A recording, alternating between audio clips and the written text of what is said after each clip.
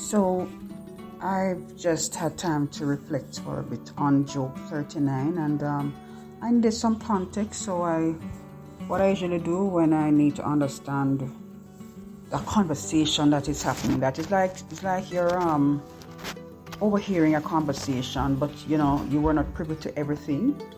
It's like when you're reading only a chapter of a book in the Bible, or in this case a chapter of Job, you might feel like you're listening into a conversation, but you only catch part of it. So you really have to go searching and reading the previous chapters, or reading the earlier scripture to see how this conversation came about. As here it is, God is talking to Job. Apparently Job and God is having this, back and forth conversation about why him. Of course, as I said, Job had lost a lot. He had lost a lot. He was really under severe pressure. And he was saying to God, hey God, I served you, man. I have been righteous. I've been living good, I've been doing good things. I've been a great disciple.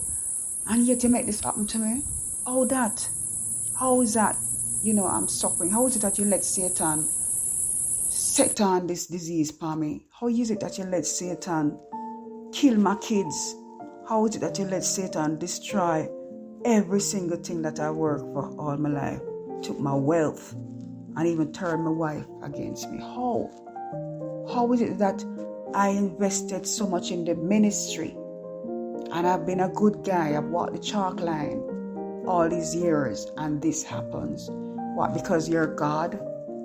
And Job really had asked some pretty presumptuous questions, and made some presumptuous statements about God, asking him, it's like he had him in court on the examination, and God had to put him in his place. He challenged him, and he said, look here, you know the time when the wild goats bring forth their baby. You know the gestation period. You know how long they're going pregnant for. You know the time they conceive and when they deliver. He used that. There's a number of animal references that he uses in this chapter. He refers to, how the young ones, the young goats, how they know they are to eat corn. Do you know how? Do you have any control over that? Did you create them?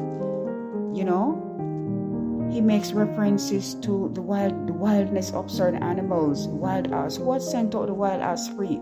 Or who had loosed the bands of the wild ass? In verse 5 he asks. He makes reference to the unicorn. Well, by the way, I didn't even know that unicorns were real.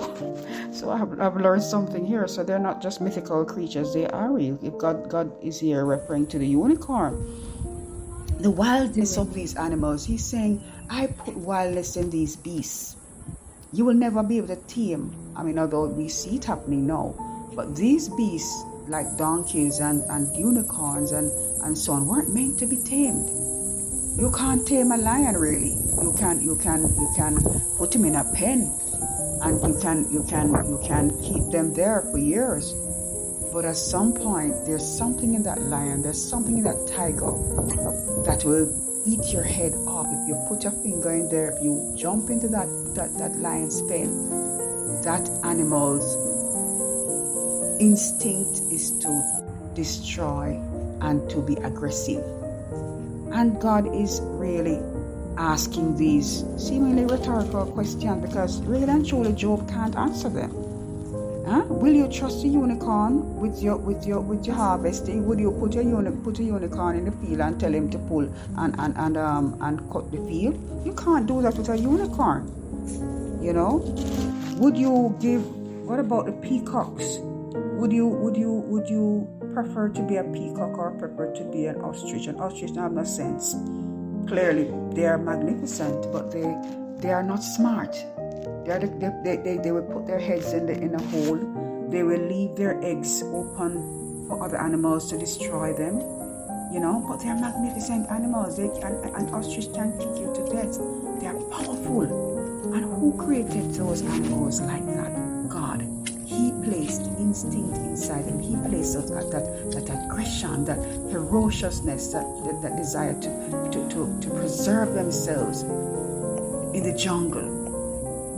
And God is simply asking these questions. He says, "Horse, so give me the horse strength." You give the horse strength. Look how fast horses can run. Have you seen horses, especially wild horses, how fast they can go? Who created those beings? And God is saying to Job, "Hey, I am God, the creator. You can't control me. You can't tell me what to do. You can't tell me to reward you for your circumstances. You can't dictate to me. I do everything in my own time." And that's what we want to take away from this reading today. And that's what I take away. That we can't try to control God. And we can't ask God to do what we want him to do when we want him to do it. We can't ask him to do our bidding. Because he is God. He is omnipotent. And he knows every day and every hour. In Sunday's scripture we read that he said he has formed you. He has formed us in our mother's womb. He knows everything about us. Therefore, we must learn to trust him. As he was saying to Job, "Trust me. Trust my timing. I know what I'm doing here." Today you may be going through hardships. Your circumstances may not be, pretty. You may not be pleasant. You may be experiencing hardship, different kinds. You may be experiencing alienation. Don't question God. Trust him to do his part. Trust him to put you through the trials that you're going through, because he's testing you, and you're going to come out good in the end. In the end, Job was restored. Job's wealth was restored.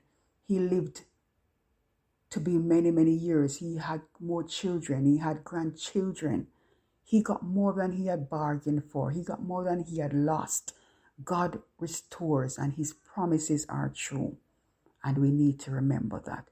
His promises, unlike men will make promises. They don't and then go back on them. They retract them. They say, "I'm sorry, I can't do this again. I'm sorry because something has come up. I'm sorry because I am more important than you right now and I can't do." We all, not just men, we all rescind on our promises. But God Almighty does not. And that's why he can be trusted. He is faithful. So today, as you go about, remember Job, and remember this conversation God had with Job to let him know that he is in charge.